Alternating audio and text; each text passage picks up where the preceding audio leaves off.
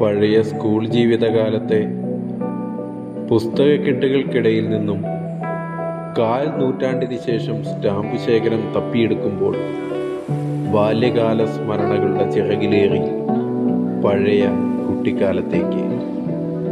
അന്ന് വിശ്രമവേളകളിൽ അറിവും വിനോദവും വിജ്ഞാനവും പകർന്നു നൽകുന്ന കൂട്ടുകാരനും സുഹൃത്തുമായിരുന്നു ഈ ആൽബം.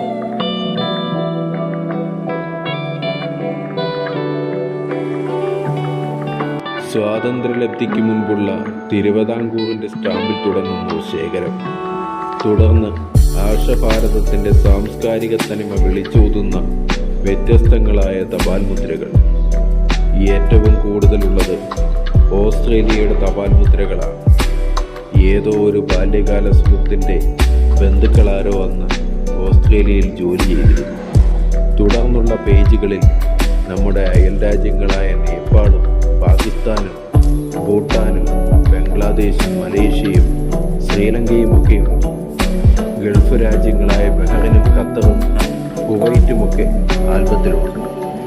ആഫ്രിക്കൻ രാജ്യങ്ങളായ ഉഗാണ്ട, കെനിയ, ടാൻസാനിയ തുടങ്ങിയ രാജ്യങ്ങളും ശാക്തിക രാജ്യങ്ങളായ അമേരിക്ക, റഷ്യ, ബ്രിട്ടൻ തുടങ്ങിയ രാജ്യങ്ങളും തനതായ പ്രൗഢിയോടെ ആൽബത്തിലുണ്ട്. ഉപയോഗിച്ച തപാൽ മുദ്രകളുടെ ശേഖരണം ഓരോ രാജ്യത്തെയും ചരിത്രവും ഭൂമിശാസ്ത്രവും ഭാഷയും സംസ്കാരവും കലകളും നാം അറിയാതെ തന്നെ നമ്മെ പഠിപ്പിക്കുന്നു.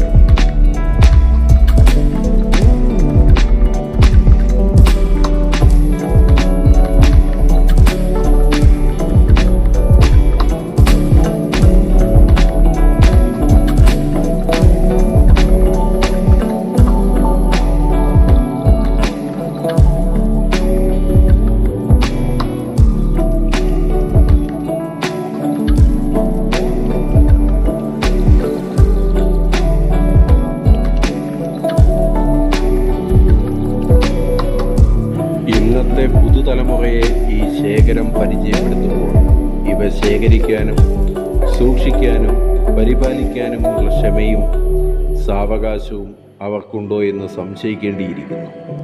നവമാധ്യമങ്ങളിലും വീഡിയോ ഗെയിമുകളിലും സദാസമയം വിശ്രമവേളകൾ ചിലവഴിക്കുന്നവർ തപാൽ മുദ്ര ശേഖരണവും നാണയ ശേഖരണവും അതുപോലുള്ള മറ്റ് വിശ്രമകാല വിനോദങ്ങളും തിരിച്ചറിയട്ടെ, അവയെക്കുറിച്ച് മനസ്സിലാക്കട്ടെ എന്ന താല്പര്യത്തോടെ മാത്രം.